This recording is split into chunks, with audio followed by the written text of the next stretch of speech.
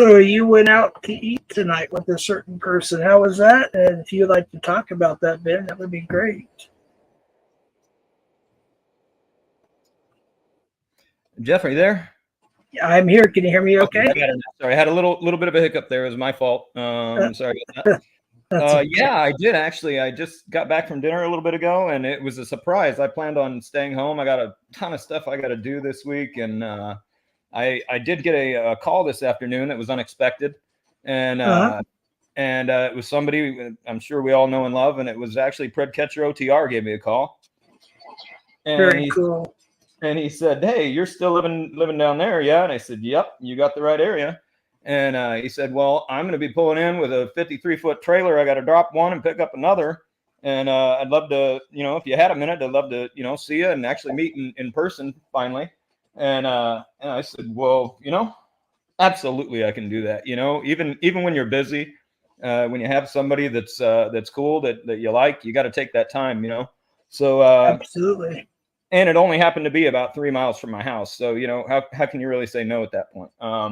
So yeah, drove over there and we met up, and there was a nice place there, and we went down and had dinner, and yeah, it was about probably an hour and a half. I think we hung out, just kind of hung out after dinner a little bit, kind of just shot the breeze and kind of got to know each other a little bit better. And yeah, what a great time. What a cool guy.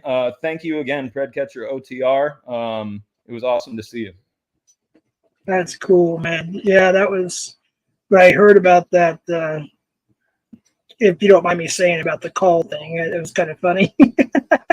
Oh yeah, please go ahead. Yeah, you tell it from your perspective. So my nephew came over. One of my nephews came over, and he's such a good kid. And I'm not just saying that just because he's my nephew. He's a good kid indeed.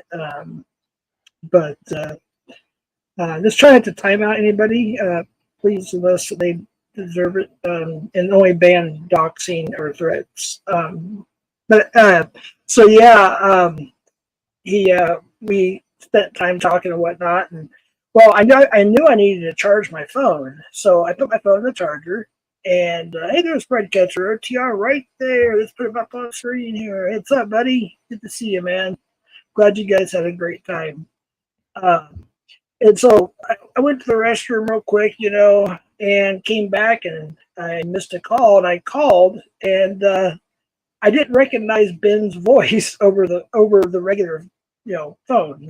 We talked on Instagram audio and whatnot, but I was like, wait a minute, this is not OTR. I'm confused. I think if I would have called you on my account, then you would have known, you would have recognized my voice at that point. But when you get a call and you're expecting to hear his voice, and then you hear mine, it didn't compute at first, I think, and that was our intent, was to kind of discombobulate you a little bit, and just for fun. And sorry if we scared you too bad, but it was It wasn't scary. It was like I was confused. Like, wait a minute, am I getting a call on another line? Am I on a I couldn't figure it. I was trying to put two and two together, and you guys got me good. That was good. Yeah, it was fun. It was, so glad we could do it. And it's so interesting to meet somebody in real life that you've known online for a while. And sometimes, I don't know about you, but sometimes I wonder, are these people, is this just an act, or, but I think, when somebody is polite and they're kind and they're supportive online, then why would they do that and not be that way in real life? You know what I mean? So, it just kind of goes to show you, yeah, you can't trust everybody on the internet, but if somebody's pretty good to you on the internet, unless they're obviously just trying to, schmooze you and, try and rip you off or something. But no, very cool guy. And I was very glad that we had that opportunity. That's awesome. Yeah, of course, I've been asked not to show it, but great picture. I, out of privacy and respect for y'all, if you guys decided that your channel at some point, that's your decision or whatever. But great picture, by the way. Well, my face is normally public record, public knowledge, but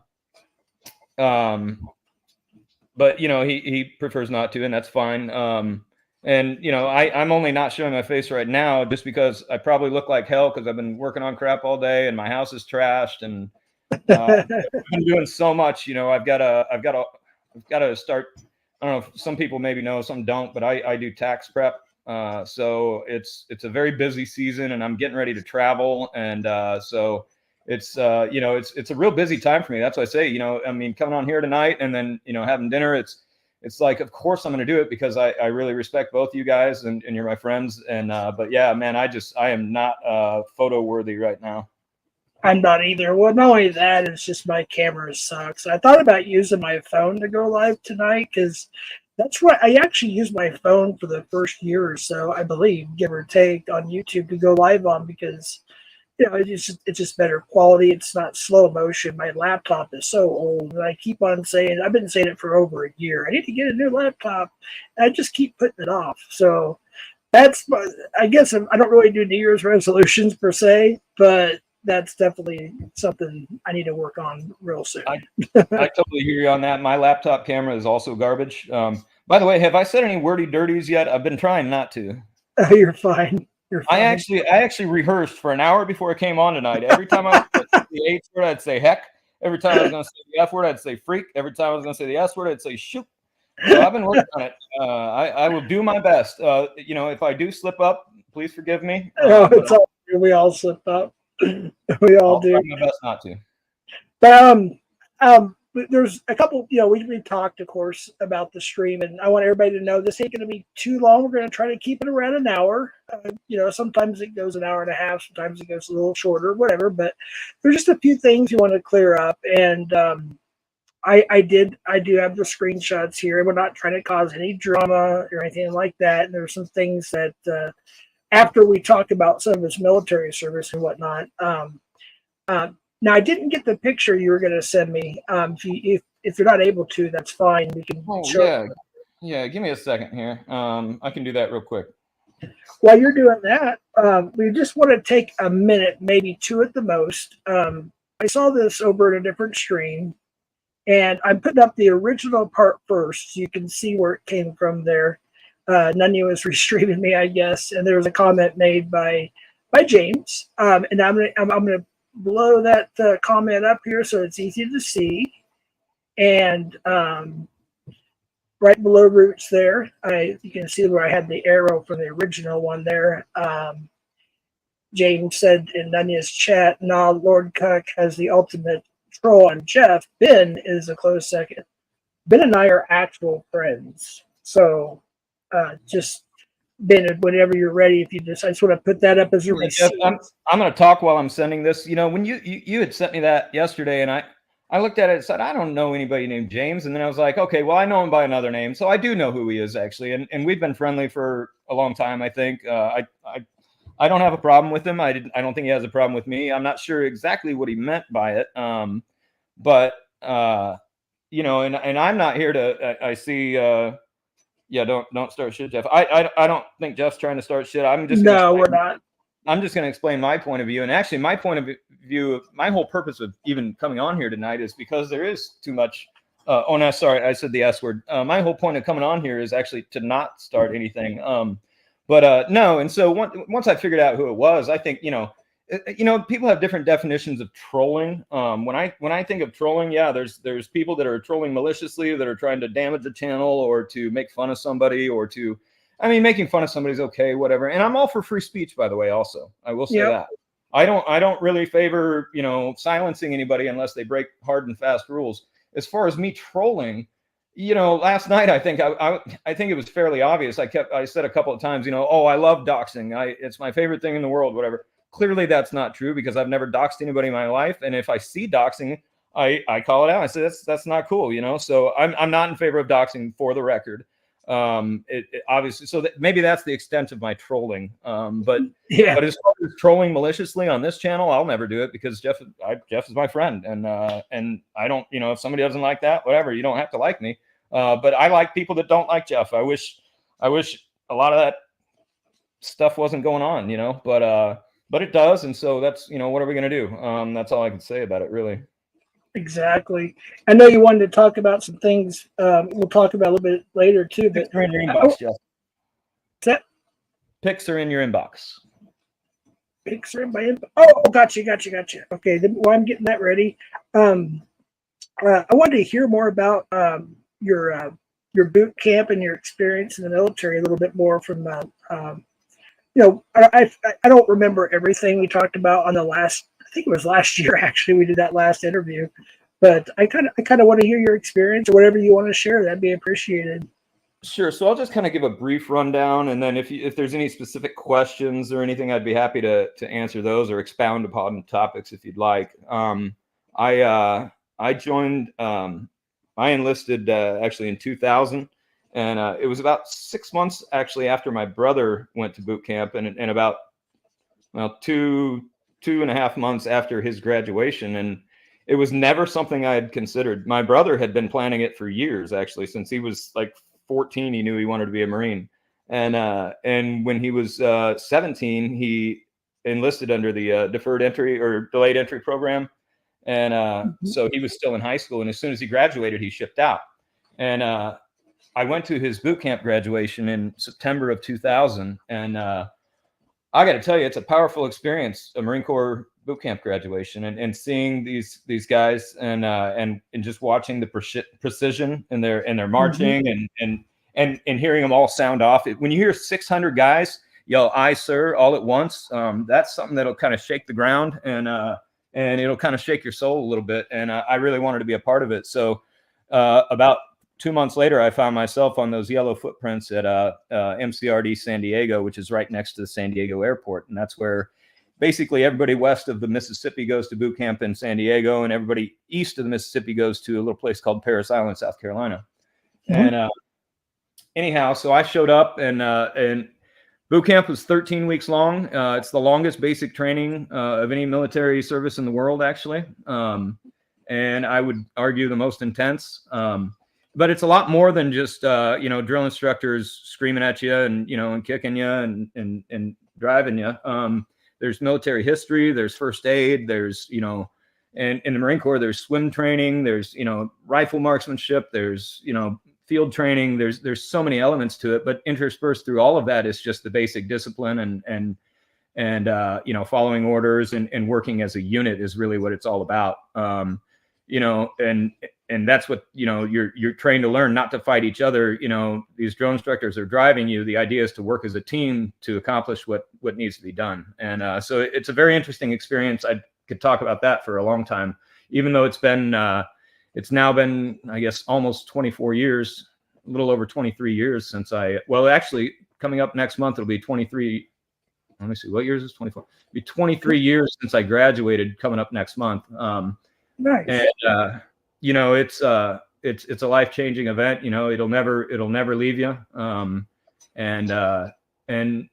it's not for everybody. That's for sure. We started with 86 guys in my platoon and we graduated 53. It was 33 make the cut. And some of them were good people and some of them weren't, but some of them just didn't have as the gunny would say, they didn't pack the gear to serve in my beloved Corps. Right.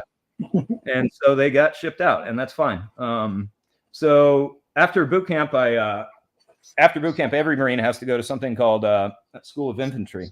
So that's one thing that's different about the Marine Corps than other branches is that every Marine is considered a rifleman, which is the most basic infantry position. And so everybody has to go to a basic School of Infantry, and you go through I believe it was 3 or 5 weeks, I think. I don't remember what it was, but that was at Camp Pendleton, and it's a little bit more intensive field training than what you get in boot camp, and you get to fire a lot of cool weapons, and it's not a whole lot of the sort of garrison life, in the barracks and being around buildings. You're out in the field basically the whole time, right? And it's pretty intense. So after that, then you go to your what they call a military occupational specialty school. I enlisted under what they call an open contract because, believe it or not, I actually had a GED. I dropped out of high school with a 3.9 GPA just because I didn't want to be there anymore. And I got my GED actually before the rest of my class graduated, but that's another story. But being as I didn't have a high school diploma, the recruiters lied to me. Recruiters are excellent at lying, by the way. I've heard about that. I would have to enlist under what they called an open contract. So I had no idea what my job was going to be. I pretty much figured I was going to be infantry, However, I was wrong because infantry is actually the most sought after for recruits joining the Marine Corps. So it's actually that's not where they send you. They base it on your ASVAB scores, and mine were quite high. So they put me into supply school, which doesn't sound very high-minded. However, it's dealing with a lot of numbers. It's dealing with computers. It's dealing with information technology, skills that maybe a lot of guys didn't have. So I went to what they call supply school in Jacksonville, North Carolina at Camp Lejeune. Well, actually Camp Johnson, but it's adjacent to Camp Lejeune. Actually, a history point, Camp Johnson used to be called Montford Point. And when the Marine Corps was still segregated, that's where all Black Marines went and trained and were stationed at. Okay. Pretty interesting history to that place. Anyway, at the end of supply school is when they issue orders for what's going to be your permanent duty station. And at that time, and I forget how many were in my class. There was probably a couple hundred of us.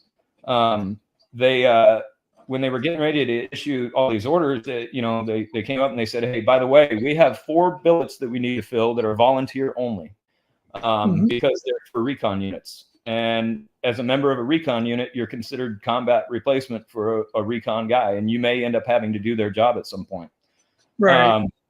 So they needed 4 guys to fill those billets, and 4 hands went up out of 200, and I was one of them. So, so I got assigned to a unit called First Force Reconnaissance Company, and I was to work in their headquarters platoon, basically, at Force Recon. And once I got to Force Recon, they said, we don't really need a supply guy. What they had that was leaving was actually their fiscal chief, which is basically their accountant / purchasing officer. And they needed somebody to replace him. And I was the one that they had picked based on my scores. And so that's what I did. I wound up doing accounting and purchasing for Force Recon. And that was my job for 4 years. Very cool. I deployed to, in 2003, I deployed to Kuwait and then moved into Iraq later.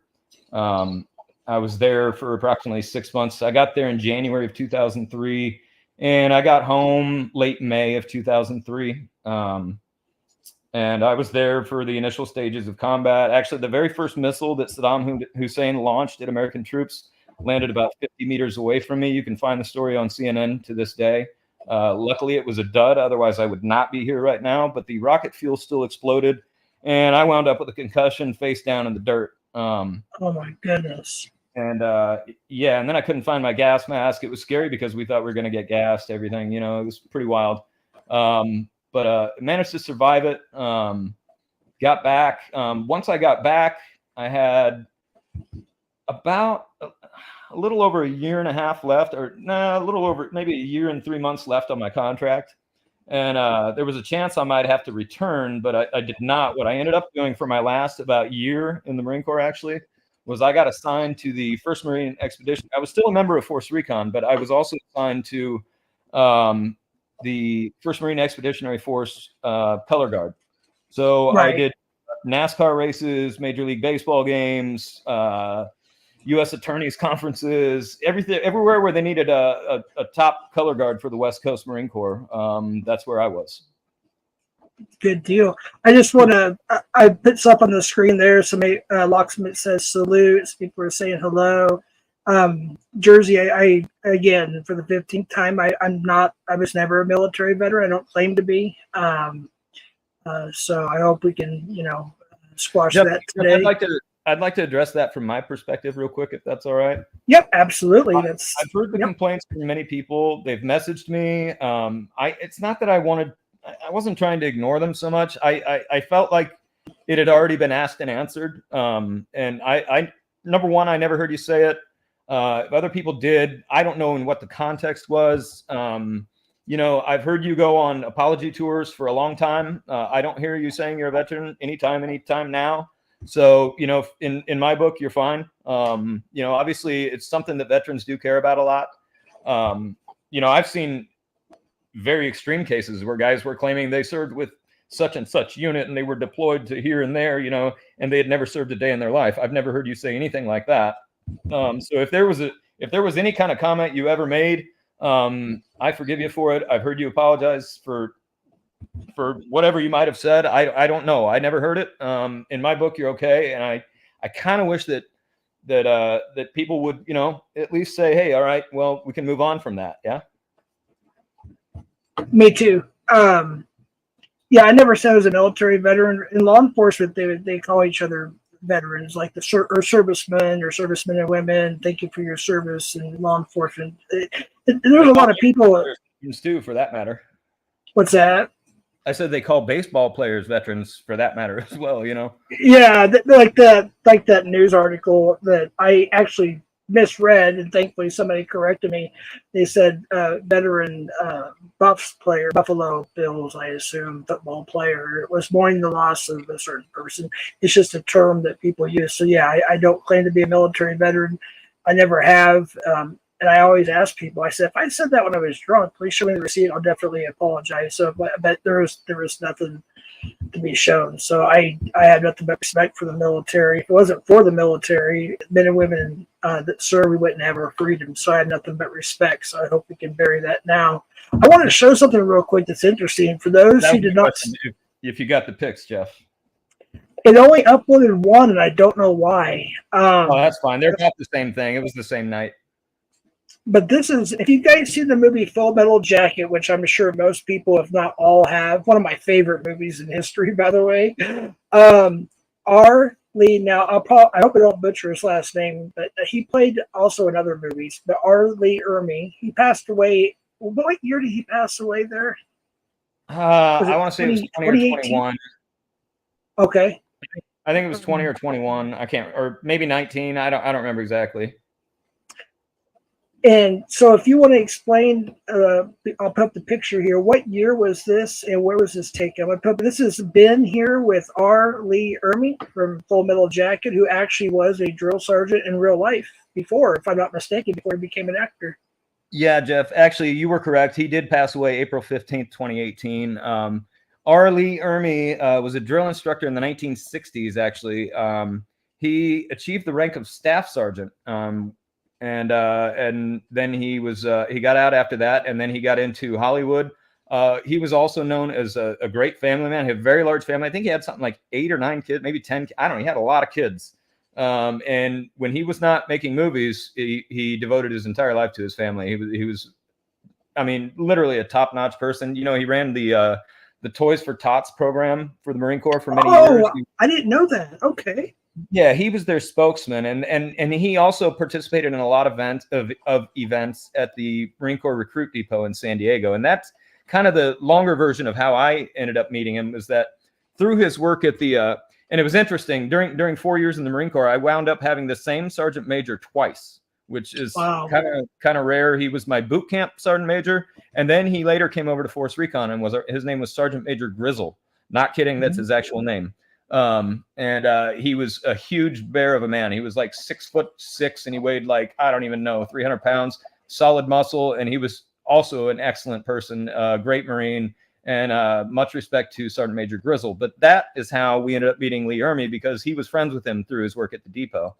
And he invited him. Yeah. So this was after we got back from Iraq in 2003. And he invited Lee Ermey to come to our Marine Corps ball at the Flamingo Hotel in Las Vegas. And he was not the guest of honor. Every year at the Marine Corps ball, there's always a guest of honor. And Lee Ermey refused to be the guest of honor because he said, I am not a special Marine. I'm an actor. I was a drill instructor. Yes, I was a Marine, but there are far more better people, because the guest of honor gives a speech that's intended to be motivating. And there's somebody that has, lots of combat experience and so on. To be honest, though, I can't remember who our guest of honor was that year, but everybody remembers Lee Ermey. So after the guest of honor spoke, then he took his turn at the mic. And what he did was he got on stage, and I'm sure probably anybody who's seen the movie remembers his sort of opening soliloquy when he introduces himself to the Marines. And it happens like that in boot camp, actually. The drill instructors do come out and have a little speech like that. You will not eat, you will not sleep, you will learn everything by the numbers, I will teach you. That's what he did in his, I say character, but he was a drill instructor. So he got up and did that whole speech, and it was outstanding. Every Marine in the house was, loudly applauding. And after that, then he spent the rest of the evening getting drunk with us and taking pictures. and so I took a couple pictures with him, and you know, some guys said, "Hey, take a picture choking out my wife," you know, and just crazy stuff like that. Yeah. So you know, he was an excellent guy, very much missed, and you know, could never be replaced. I sent you a couple YouTube. Most of them were shorts that I saw that I learned more about him. Almost when they hired him for the movie, they had a script for him, and he basically didn't need the script. Yeah, they threw that out pretty quick. Yeah, he just did what he did, and what you see in the movie is almost everything he just did off the cuff. So that's pretty amazing. It's very accurate to that movie. Is very accurate to kind of stuff that happens in boot camp. You know, some of it is hilariously funny in the movie, and some of it's actually hilariously funny in boot camp too. You know, I remember one morning, my bunkmate, you know, in the morning they come around, they kick over garbage cans, they start screaming, and everybody has to get online, and they come around and do an inspection, make sure everybody's still alive and whatever, you know, everybody's there, do a head count, you know, everybody sounds off 1, 2, 3, 4, all the way down the line, you know. And the guy, and then they come around and look at you, whatever. Well, the guy next to me got a card from his girlfriend the day before, and apparently it had glitter all over it. So the next morning, this guy wakes up, my bunkmate, his name was Baetje, Baetje. No idea where that guy is now, but the drill instructors like to call him Bakey, and they called me well, something else. I won't say it because it dox myself. But anyway, so they came around, and this guy had glitter all over his face, and the drill instructor said, "What the F, Bakey? You know, did you go to the strip club last night?" And that just struck me as really funny, that, you know, just preposterous that this guy would have snuck out, went to the strip club, and then snuck back in with glitter all over him. And I just started laughing. Well, I got to, you know, you probably saw where, you know, the gunny in the movie would actually punch him in the stomach, make him suck wind. Well, I sucked a lot of wind for laughing, let me tell you. But I couldn't, it was hilarious. Oh my goodness! Did you see the? I haven't seen all of them yet. My son-in-law got them for me when he was in the Marines. He just re-enlisted in the Army. I think it's. You have to forgive me. He just did it. Either the Army National Guard or the Army Reserves. I'm not quite sure. I'll have to ask him. But he did just re-enlist officially in one of those. I don't know for sure which one it is yet. But he was an actual Marine before, you know, and everything. But so let me ask you a question. So, like in the movie, say, I know I was getting a jarhead, but go back to Full Metal Jacket for a second. So, the part where I think it was Gomer Pyle as the actor, and the character in the movie, rather, the soap in the pillowcase. Did that actually occur during boot camp when you went? Never saw anything like that. No. You know, did we have a couple weak links that got maybe a little corrective training from some of their fellow recruits? Yeah, that happened. Guys that were slow or whatnot, you know. But a sock party, no, we never had any of those. Not in my platoon anyway. I can't say that it never happens, but not in my platoon. Right. And when you mentioned something, there was a percentage. If you say there was a certain amount that came into boot camp and a certain percentage didn't make it, what was the percentage again, if I may ask? So I haven't done the math on the actual percentage, but we started with 86 and graduated 53. So that's probably a difference of 33 out of 86 is probably something like, it's got to be like 40%. Right. That's about the same as the Police Academy, Corrections Academy. It was back in the 90s. A lot of the detention centers and 39%. Math. Yeah, was ran by the sheriff's department. So I had to go to 4 different academies, and I worked at 4 different places over a period of time, and every county required to go again. Now, so it was, I would say, if we had 20 in a class, once the time came that we had to actually go into the jail and start, you know, walking around, you know, getting to know the other officers and our soon-to-be corporals, sergeants, etc., and so on and so forth, you would be shocked. As soon as that door slammed behind us, people left. So we'd have maybe 20 in a class and only 9 would graduate. So that kind of sounds pretty similar to boot camp, I guess, when it comes to the military. Like, you know, I think the one difference, Jeff, is that we never got a moment alone. Right. Not for 13 weeks. You know, there was never a time you could just kind of cut loose or whatever. The only thing that came close to it was we had on Sunday, there was a chance you could go to church and then you had time to like polish boots and do laundry, and that was it. It was about 1 hour basically that you had where you didn't have constant orders coming at you, but you were still highly, watched, and the drill instructors were always there. I was there for Christmas actually in boot camp, and I remember very well. We had a drill instructor who was from another platoon. Actually, apparently all of our drill instructors had Christmas off, but another guy came in to wake us up that morning. And of course, he did the usual kicking over the garbage cans and making a whole bunch of noise and everything else. And I remember he announced very loudly, "Merry effing Christmas! We're gonna deck the effing halls." And what that meant was the way that you clean the floor in boot camp is something called deck toweling.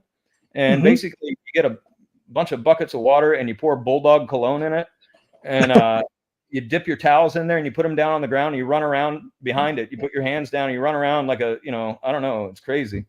That's how you clean the floor. And that's what we did for the next, 3 hours, was clean every single floor and all over the barracks, everywhere. That was yeah, my dad told me that the bathrooms would be so clean you could eat out the toilets after they were done cleaning them. Yeah, probably so. Not that I would do it, but But yeah. Well, you should see the showers. They would say set up the car wash, right?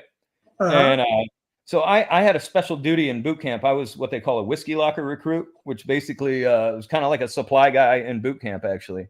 And you manage all the platoon supplies, right? So whenever anybody needs, you issue it and whatever, and then when it was time for shower time, set up the car wash.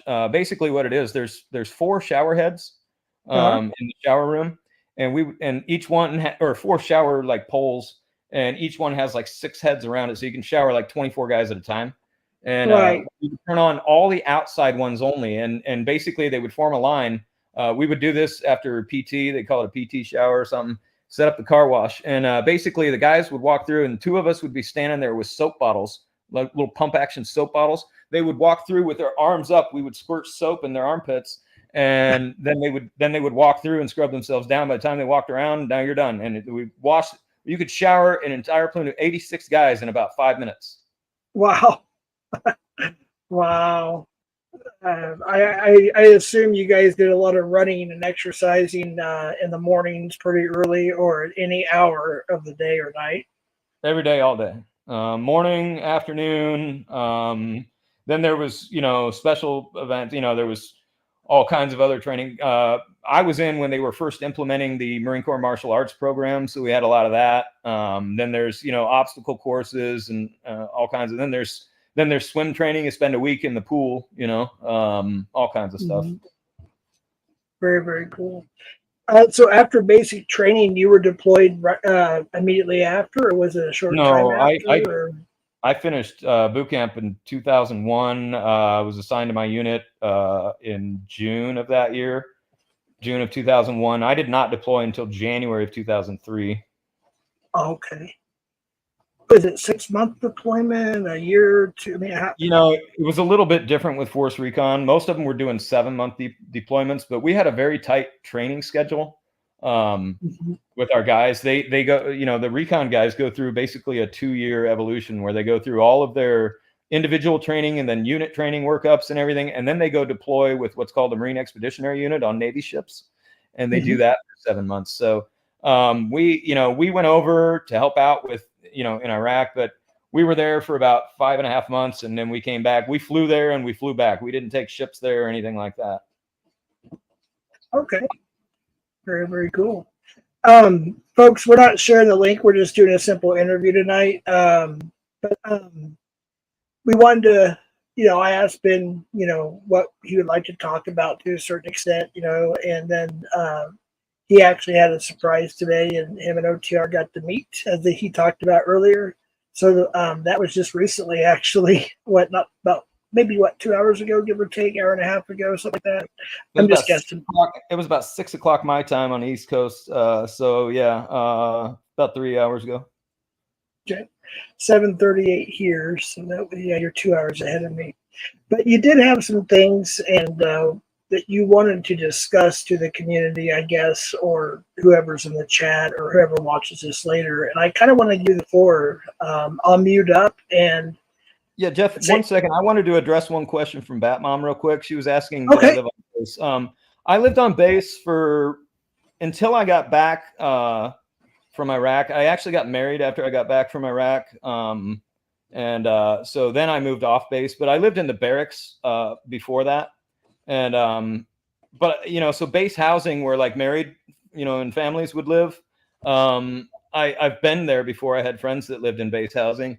I didn't see anything. I've seen the pictures she's talking about. I've seen terrible things. I didn't see anything like that personally. They weren't luxury homes or anything like that, but they were serviceable. They were about like what you'd expect a cheap apartment to be, right. or a cheap rental house. I mean, they were nothing to write home about, but they were serviceable. The water, the plumbing worked, the lights worked, the heat worked, whatever, and so, yeah, I didn't see any major problems while I was in there. I know other places have it much worse. The older they get, the less maintained they are, so on and so forth. But I did want to just answer that question real quick. But getting back to what you were saying, Jeff, and one of the reasons why I wanted to take the time to come on here tonight is that I realized that not everybody likes everybody else. And I know that a lot of people have been giving you a lot of crap, and you've shared some stories with me about people that have attacked you personally and even gone so far as to kind of stake you out and things like that. That's obviously totally uncalled for. Hey, it's okay if people don't like Jeff. I don't require my friends to like my other friends. I've said, there's people I like that don't like Jeff, and there's people that, Jeff likes that I don't like, whatever, that's fine. But the problem I have, and the reason why I have not been active on many panels or really even a lot of chats and things lately is just because it seems like, for a community of people that have a common sort of interest or goal, that it's kind of a dog eat dog situation. It's like we're just eating ourselves. It's just like this meat grinder of just constantly trying to dox each other and dig dirt and everything else. And hey, I'm a free speech advocate. I'm not going to tell somebody they can't say it, but I think it's really sad and disappointing. It's why I don't spend a lot of time around the community, even though I like most of the people in it. And so, that's the thing. I wanted to come on here and just say that, they don't have to like you, but it's okay if I do. And I wish though that just some of the negativity would just be toned down a little bit. That's all. If people spent half as much time doing something productive, or maybe even supporting people they do like, they don't have to like somebody. They could support somebody else that they do like, or try and just kind of help lift somebody up rather than tear somebody down. Okay, if you don't like Jeff, that's fine.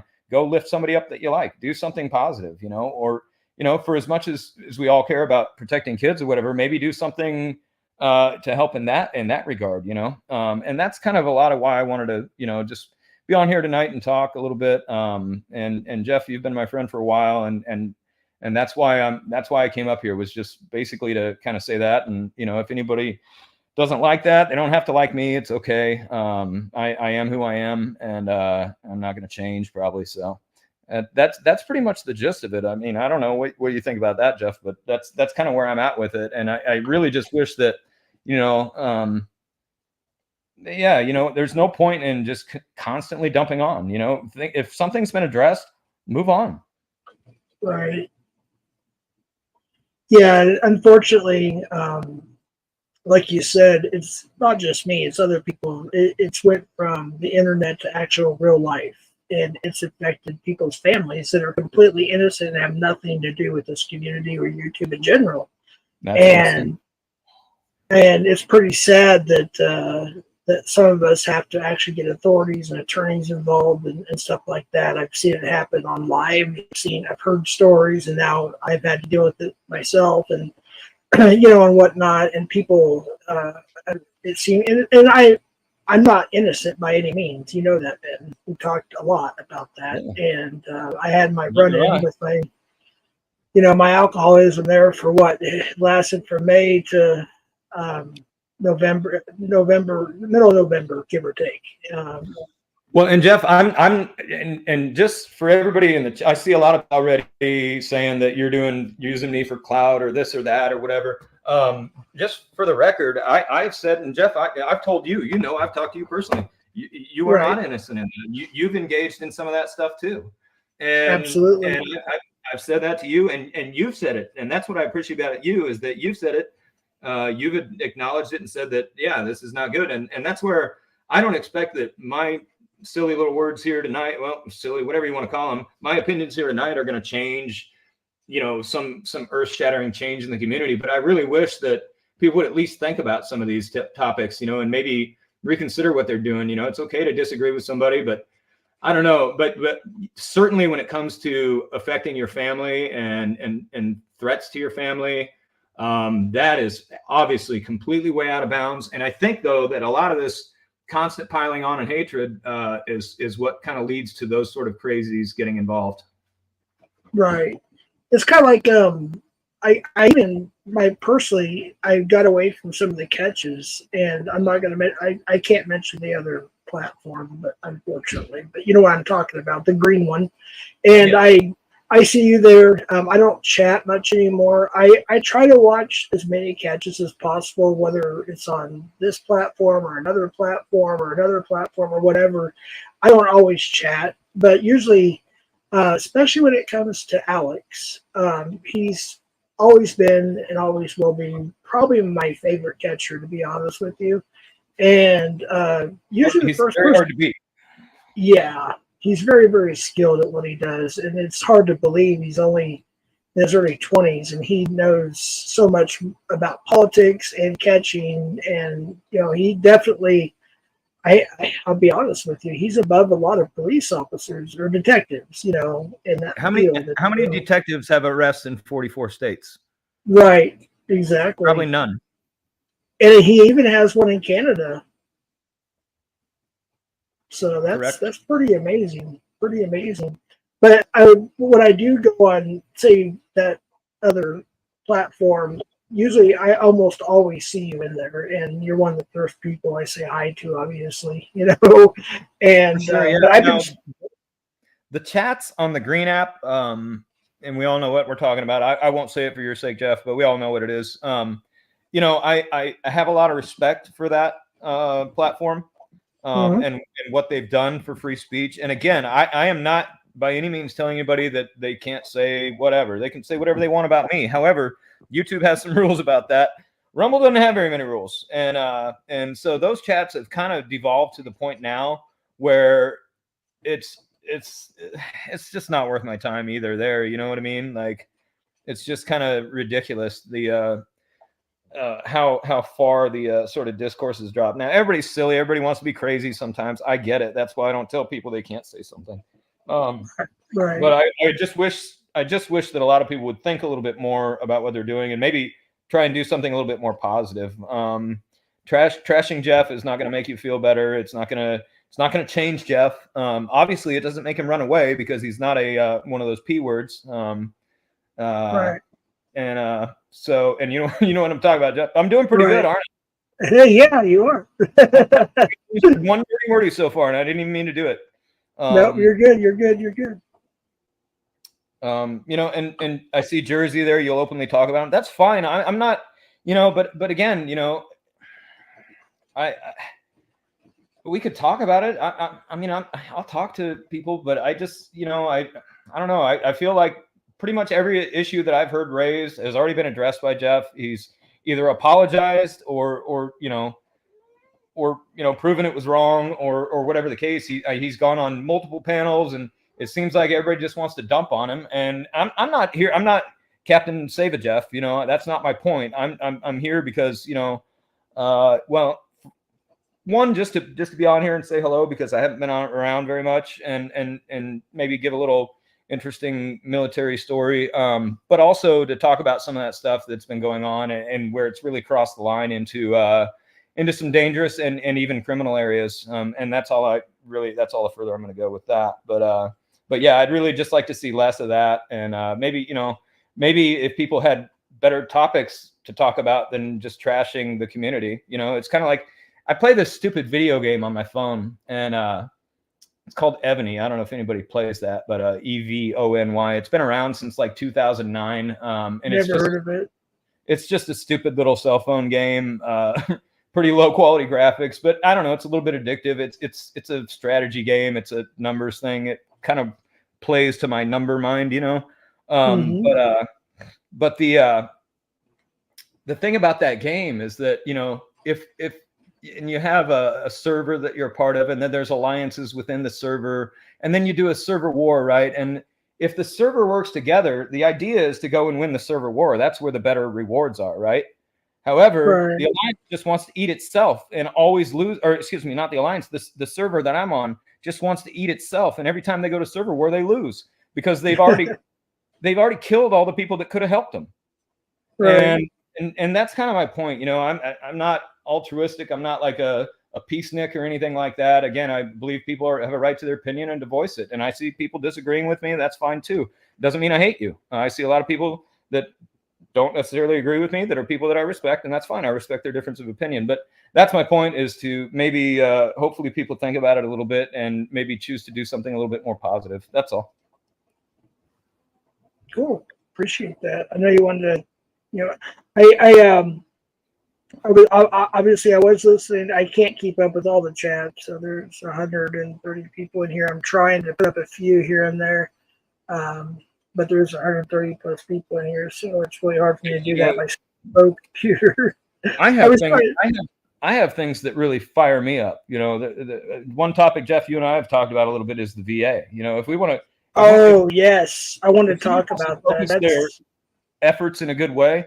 You know, talk to your congressmen, your senators, elect people that are going to reform the VA. They're going to fix it, you know, because it is trash. And I'm currently going through it right now to the point where I actually just basically fired my entire local clinic. I'm never setting foot in there again, except maybe to do a First Amendment audit. We'll see about that. But it's a joke the way that they treat veterans. It's a joke the level of disrespect that we get, the terrible quality of care, the ignoring of problems, the worn down facilities with broken equipment. Back in September, October, they were trying to take my blood pressure and the machine was broken. It was like squeezing the crap out of my arm for like 10 minutes. I finally passed out because broken equipment. You know, did I get an apology? No. Did I get anything? Nothing. You know, it was just a piece of crap. And that was just the beginning. That was just the beginning. Then I ended up meeting the absolute worst doctor I've ever had in 20 years of dealing with the VA, who straight up lied to me. He was condescending. He obfuscated, wouldn't tell me the truth about anything. He started the entire appointment. He didn't do an exam. He didn't ask me any questions. He's like, let's take a look at your prescriptions. And then he just went straight to trying to put me on drugs. I swear the guy works for Big Pharma. I filed a complaint. I talked to the clinic director. The clinic director said, okay, I'll look into it. Do you want a new primary care doctor? I said, heck yes, right away. I want to get a second opinion because I don't trust anything this guy said. And especially not with the powerful drugs that he was lying about and trying to put me on. And so nothing ever came of it. They rescheduled me supposedly with a new primary care doctor. I show up to my appointment last week and they rescheduled me with that same rat bass. Yeah, I'm not going to say it. Gotcha. They sent me back to that same idiot, and I lost it. I lost it. I went up. I went right back up to the front. I said, "Where is that clinic director?" I talked to her face to face. I said, "This is ridiculous. You cannot run this office. You are doing a terrible job of it. You've got terrible doctors, and you have terrible schedulers, and you don't even know what you're doing. I'm never coming here again."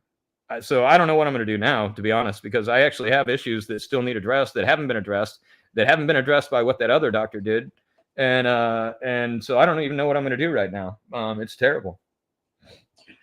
Let me ask you a question, because some people in my family that are military veterans have obviously the same complaints and issues. It's disgusting. It's horrible. It's nightmarish. I couldn't imagine. A lot of them go just to regular urgent care centers or hospitals or ERs. Now, what?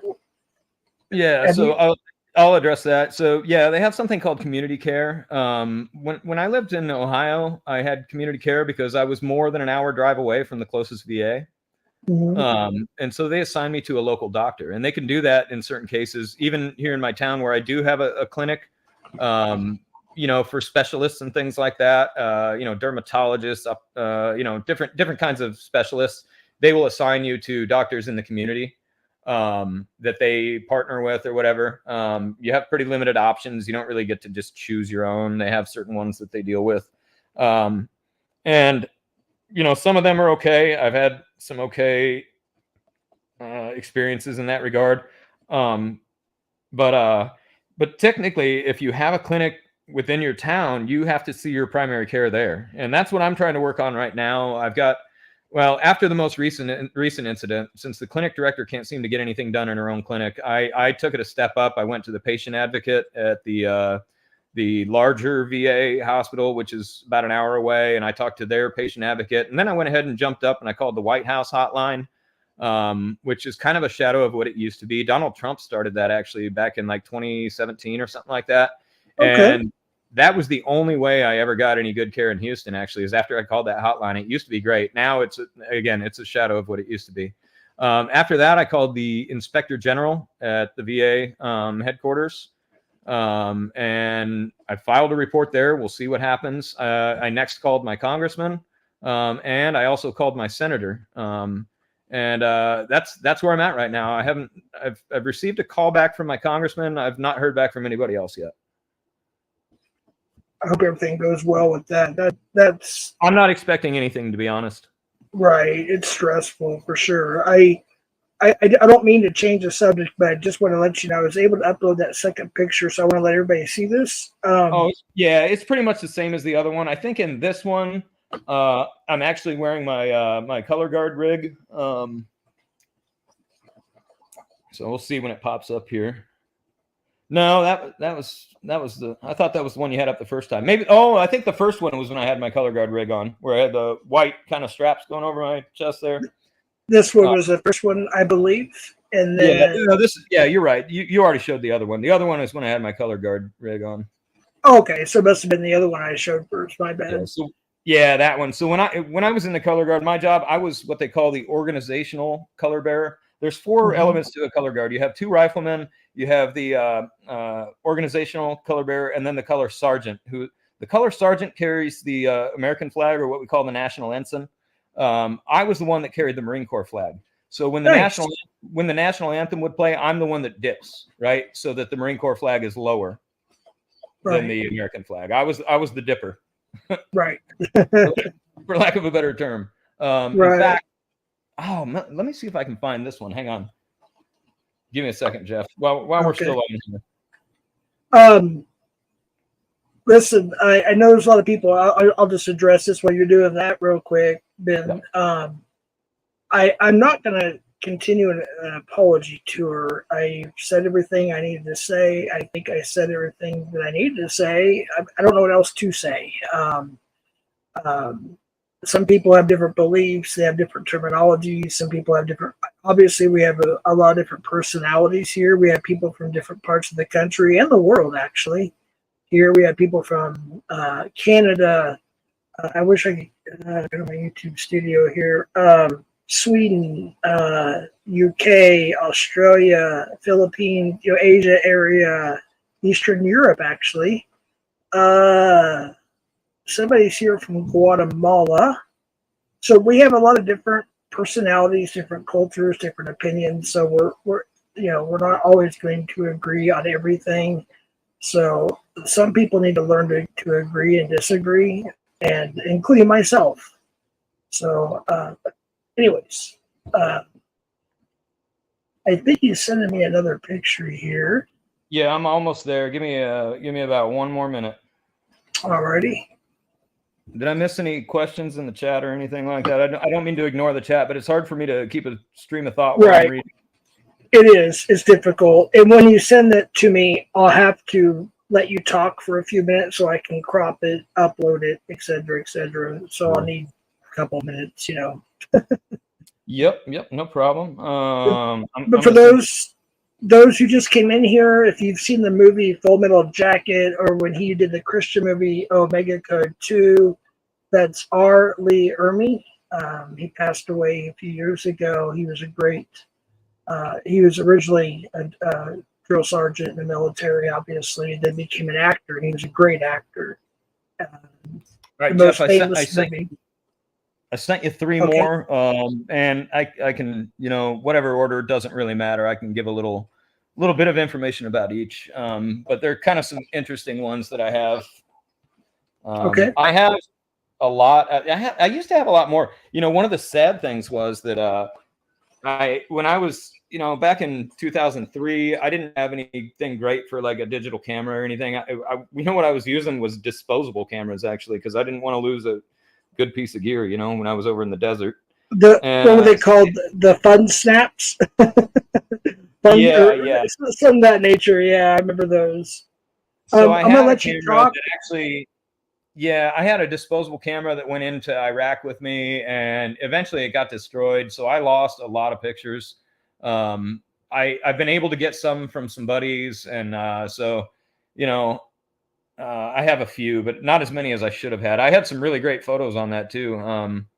And Jeff, you've seen my Instagram. I don't know if you've looked at it or whatever, but I'm kind of into photography, so it's something that I wish I had those pictures still. They weren't as good as what I take now, but they were interesting because of what they were.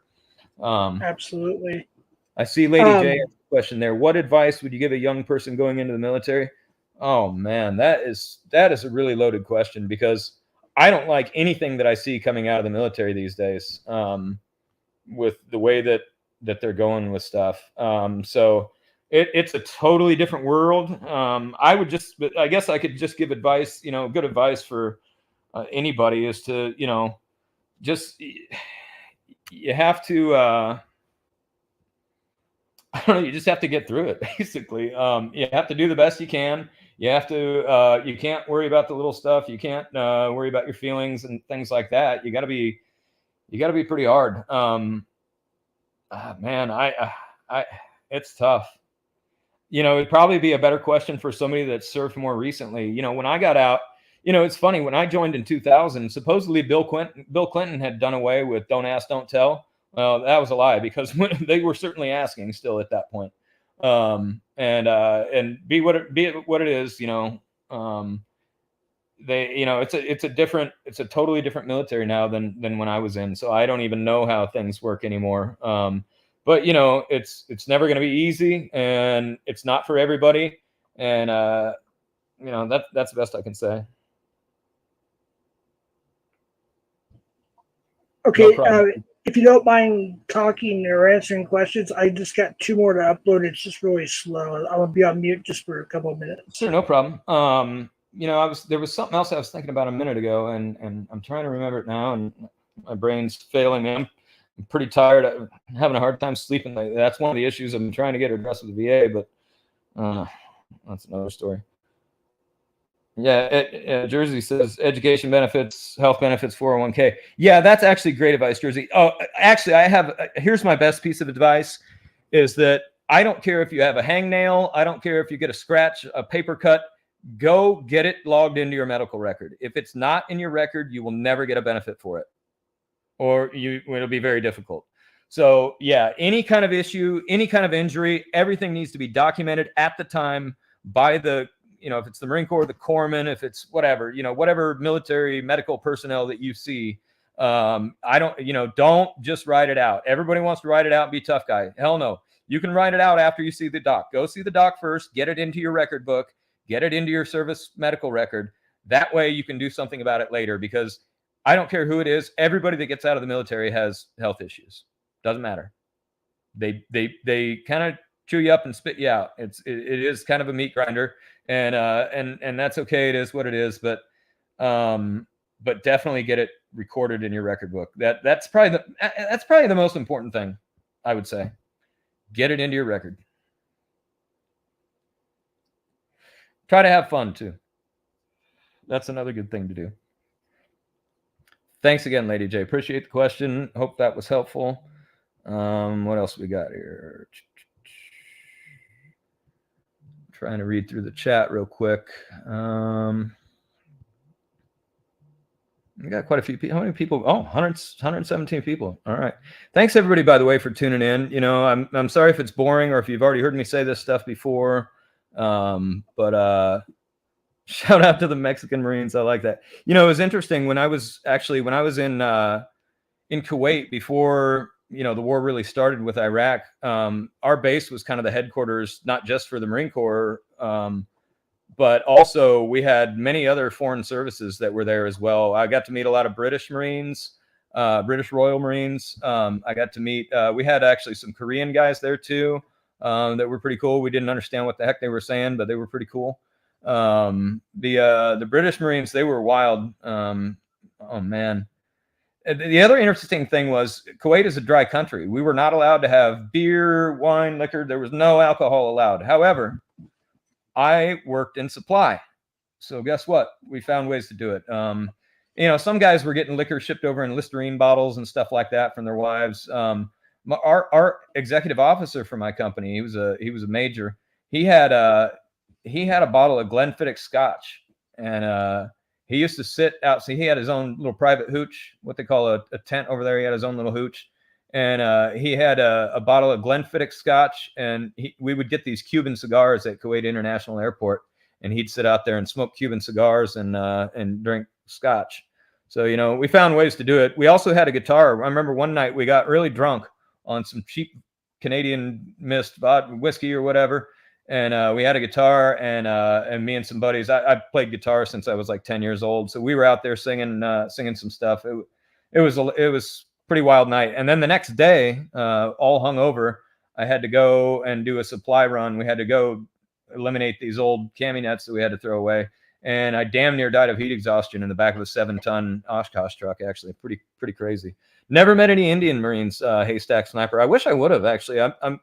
India is top on my list of places to visit in the world. I'm just fascinated with the culture, and I'd really love to visit there. I know most of it's very poor, and they really don't eat meat either, and I'm okay with all that. I still want to go and visit it. Actually, I want to take a rail tour through India. That's one of my big goals in life. I did see something pop. Jeff had something on the screen. Oh, that was the question. Okay. 2 SEALs still missing off the coast of Somalia. Yeah. It's... I don't know what else to say about that. That's definitely, don't forget them. If you're a person who prays, do that. Hopefully we'll get them back. So the photo that's on the screen right now, that was at our base in Kuwait that I was just talking about a minute ago. In the background, you can see some bunkers. That's where we'd go when Saddam was launching missiles at us. Will they save you? Maybe. If it hits a ways away. There's a ridge line in the background you can see there that provided really no protection at all. Those hills were only about maybe a couple 100 feet tall. So this was some guys that were in my supply platoon. I'm in the middle, of course, with the helmet on, with the goggles on it.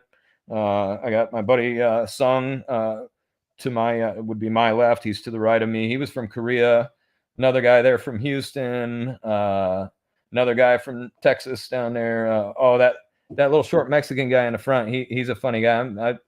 I still talk to all these guys, by the way. In fact, we've had a couple of reunions. The last time we got together was 2020 in Houston, and we had about 17 of us, and then we had 3 guys come down to where I'm at now 2 years ago. So yeah, we definitely keep in touch. It's a lifelong brotherhood, that's for sure. What other ones did you get there, Jeff? Here's the next one.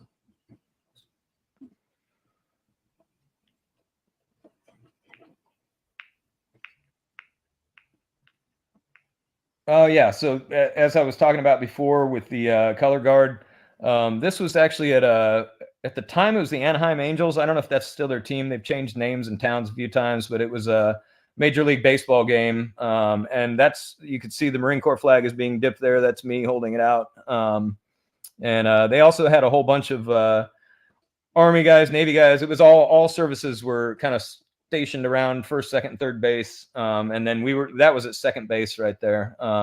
The stadium looks empty. It was not. You know how these games go. They don't always fill up. There was actually quite a few people there. I think we had about 24,000 that night. But some of those stands were not all completely full. But that was a really good one. I wish I had the pictures from the NASCAR. The NASCAR race was awesome. We got to do a color guard for a NASCAR race in California out by Riverside. I forget what the track is. And so we were right down there on the start finish line, you know, the checkered flag ground or whatever. And we had to do our job before the race, of course. And then once we're done, you know. And being a part of that color guard, because we were the IMF, you know, we were the highest color guard on the West Coast. They actually assigned us two privates that were like our drivers, you know, and they were kind of our Jeff. I'm gonna say one. They were our bitch boys. They had to do everything that we told them to, and it was kind of nice. So, but once we got done with doing our color guard thing at the race, we got to sit right above pit road. They have seats down on the inside of the track, and I remember we were there, and we got up to get a beer, and we came back, and we all had beers, you know. And these guys behind us were like, "Oh, we didn't know you guys could drink in uniform. We were going to buy a beer. You guys are not buying another beer for the rest of this race. I don't care what you say." Oh, we got wasted. Wasted. And we had a great time. In fact, at the time, there was a guy, Bobby Labonte Jr., and the sponsor for his car was the United States Marine Corps. So he was driving the Marine's car. And at one point, his wife came up to the seating where we were at, and she said, "Hey, you guys, you know you're sponsoring our car. Why don't you come down to the pit and be there for a pit stop?" And I said, "Don't have to ask me twice." So we went down there, and she had her own special chair up on top of the toolbox or whatever, and she let us take turns sitting in her seat, you know. And so I got to sit right down there for a NASCAR pit stop. It was awesome. That's cool. I want to say hi to Belt Loop. He's a police officer. He's I think he just got off duty. Jillian's single. Send me the number. It won't let me down. I have one more that it allowed me to upload, and it won't let me upload anymore. Here's the last one here if you want to talk about this. Okay, let's see what we got. I don't even remember what I sent you. Okay, yeah. So this was this was at the Richard Nixon Presidential Library in California. It's just east of LA, a little bit. I forget the town. Linda, Rio Linda, nah, something like that. Anyway, and that gentleman standing between us there, and that's his left hand is on my shoulder there. That's General Tommy Franks. He was basically the overall commander while I was in Iraq. He was an Army general. He was the CENTCOM commander during that war. And he had written a book, which I actually have a signed copy from him, which I got that day. He was a guest speaker at that event, and they invited us to come up and do the color guard for that event. And I have another one too. They have at that presidential library, they have an exact replica of the East Room of the White House, and we did a lot of pictures in there too. It was a great time. It was great to meet a really great general like that. I'm not a big fan of a lot of the generals they have in charge now, but he was a true soldier. He cared about the troops, and it showed.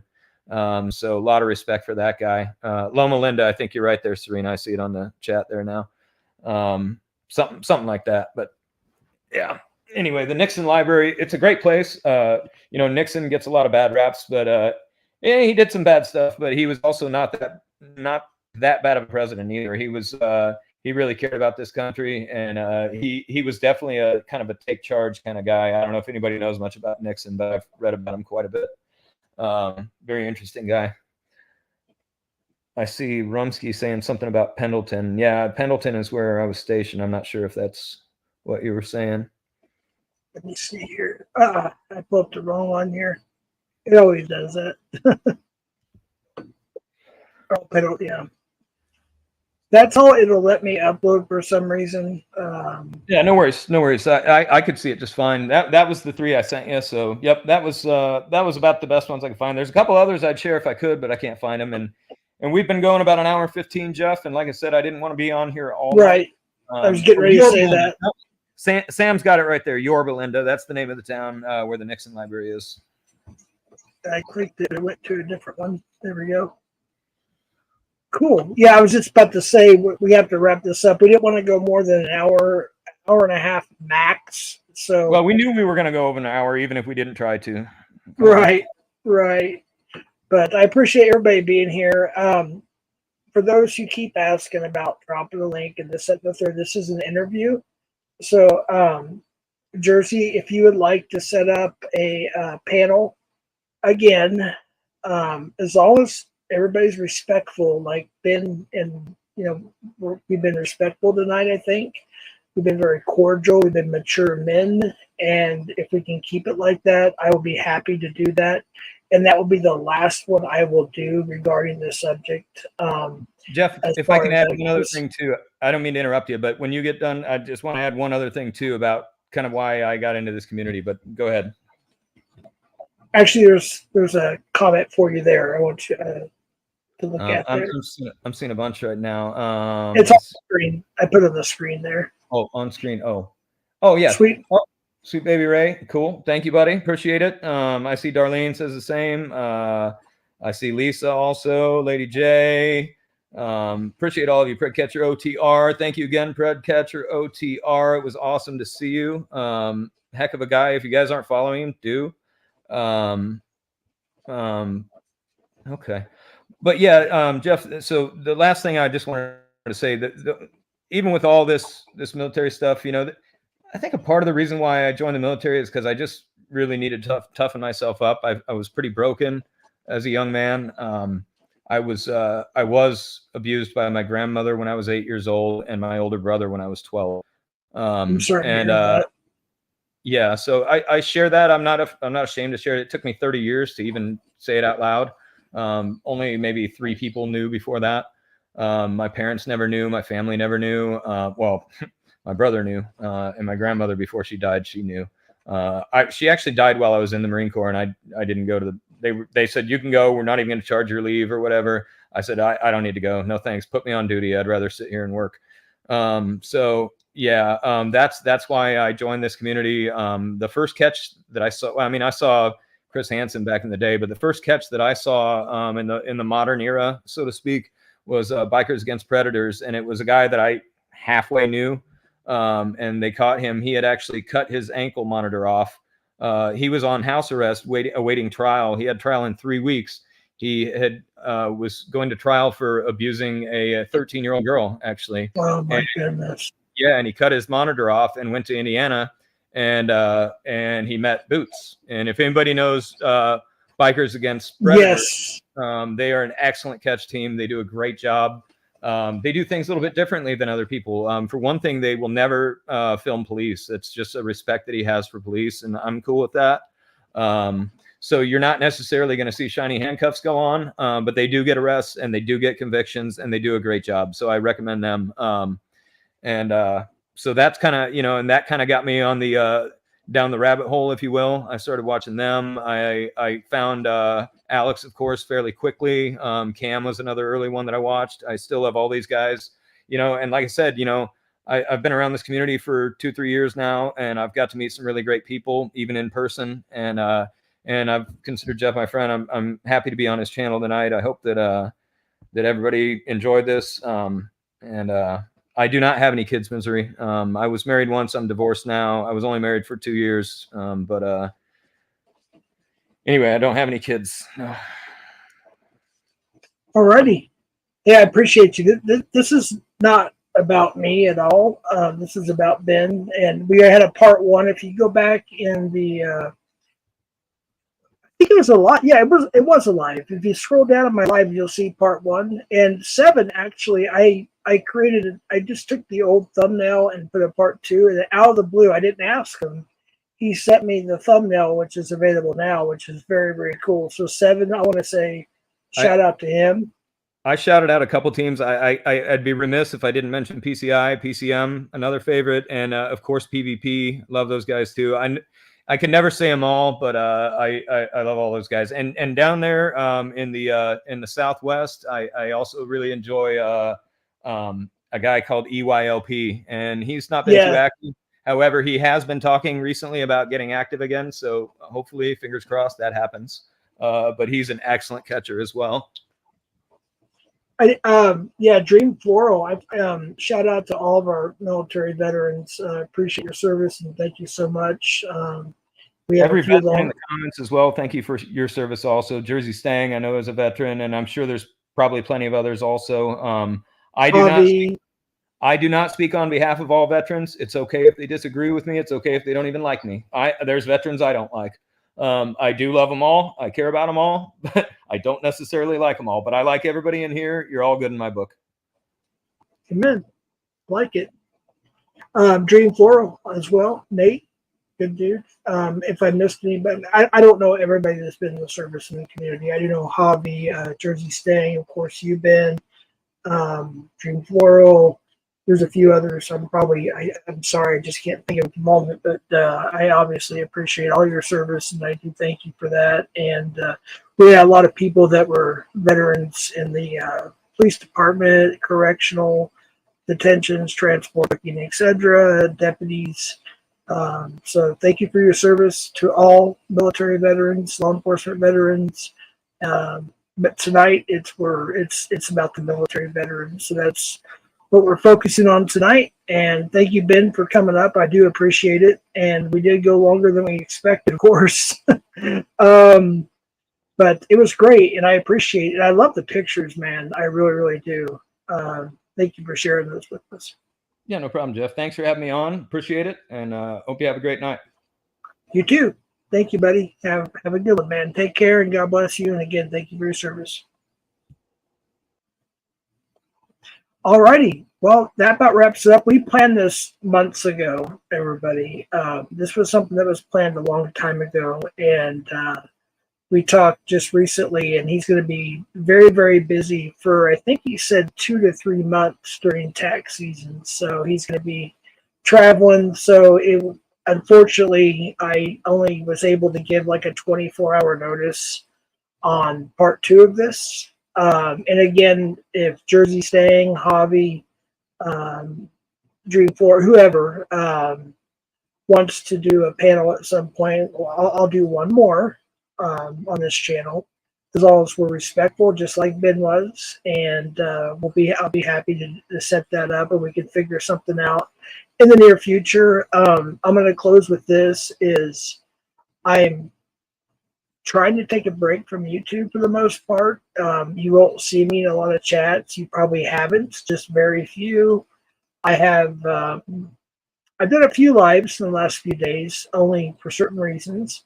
But other than that, for members, I want to close out with this, is I will be doing a members only stream.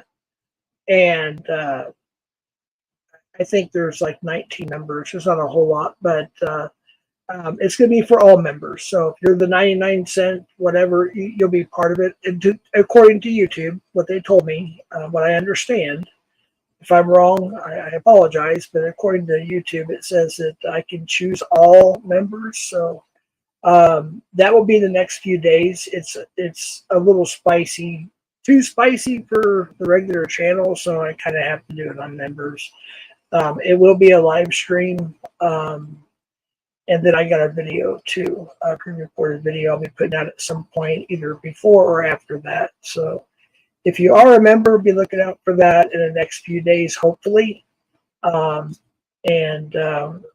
did one members only live stream. I finally released that to public, but this next one will probably have to stay on members, to be honest with you. So I'll close out with that. I appreciate you coming, and thank you, veterans, for your service. And I appreciate you stopping by. And the only thing I can think of is, as usual, until I get this music thing put together here, if I can get somebody to help me with that, I'd appreciate that. Maybe Seven can, I don't know. But I have some other music stuff to put together besides the StreamYard stuff. But all I have is StreamYard. And they won't. And by the way, I actually went on a couple of their live streams and requested them to add more music and some better stuff. And they said, it's in the near future, but not their priority at the moment. So I don't have a lot to choose from. So I will play something from StreamYard for a few minutes. Y'all can chat or whatever. And again, I appreciate you coming. And thank you, BiN, again. God bless you. Thank you for your service. Hobby, thank you for your service. Jersey Staying, thank you for your service. Nate, Dream Floral, thank you for your service. If I missed anybody, I simply apologize. I just don't remember everybody who served here in the community and the military. God bless you, and have a good night. Take care now.